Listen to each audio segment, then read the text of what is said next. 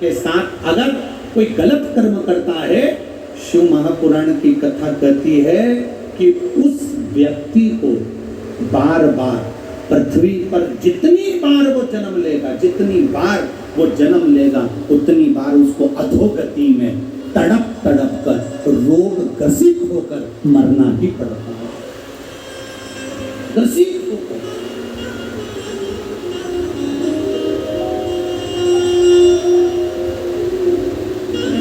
तो ये इतनी सारी माताएं बैठी हुई है, आप अपने घर का अंदाजा लगा कर देखिएगा। आप अपने घर में एक अंदाजा लगाइएगा,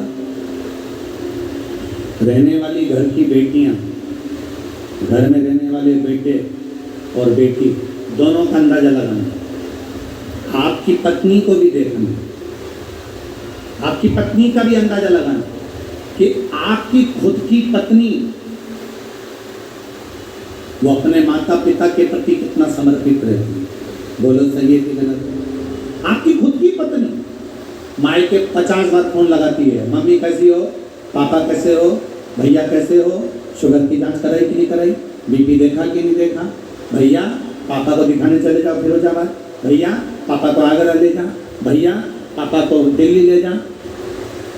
तुम्हारे खुद की पत्नी को देखना, वो स्वयं अपने माता पिता के प्रति कितना सम्मान रखती है, उसके माता पिता के प्रति कितना आदर, उसके माता पिता के प्रति कितनी जागरूक होती है। खुद की पत्नी को देखो।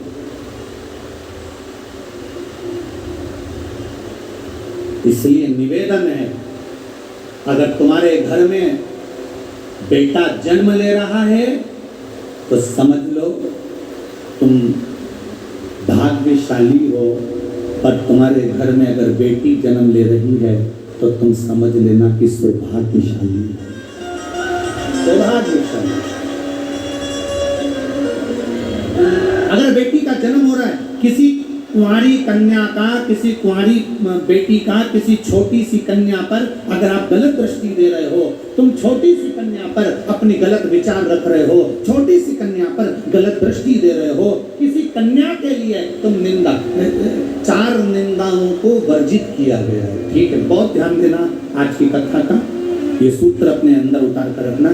4 निंदाओं को वर्जित किया गया।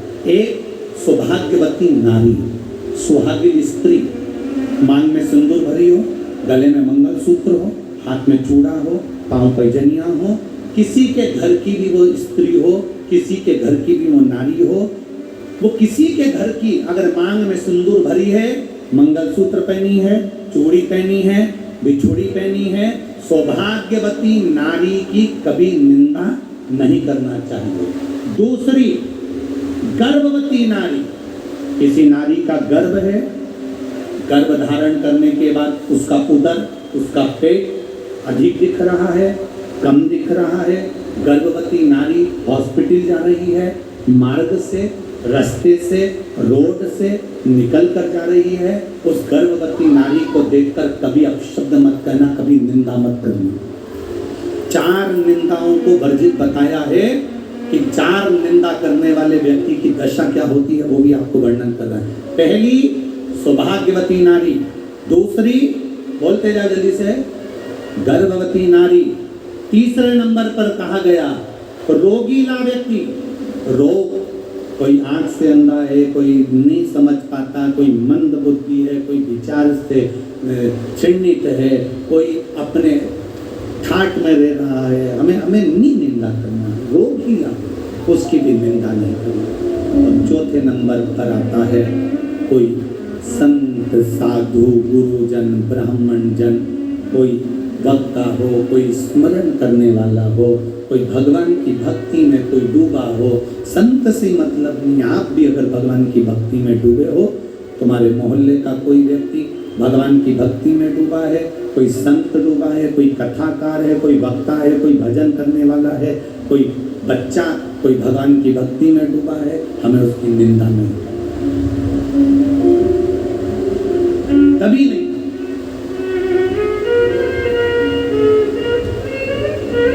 आज के जमाने में व्यासपीठ पर बैठकर लोग एक दूसरे की निंदा करते रहते हैं। कई लोग और वहां सुनने वाले भी बैठे रहते हैं।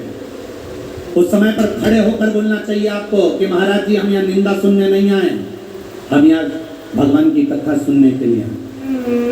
व्यासपीठ पे बैठकर लोग दिन भर निंदा करते हैं, उस महाराज जी ने ऐसा बोला तो उसकी निंदा कर दी, उस महाराज जी ने ऐसा बोला तो उसकी निंदा कर दी। हम 3 घंटे का समय निकालकर अपने घर से चलकर कथा को सुनने के लिए आए हैं, किसी कथाकार की या किसी वक्ता की या किसी संत की निंदा सुनने के लिए नहीं आए। आप संत की बढ़ाई करिए, संत का व्याख्यान करिए और निंदा ना करिए।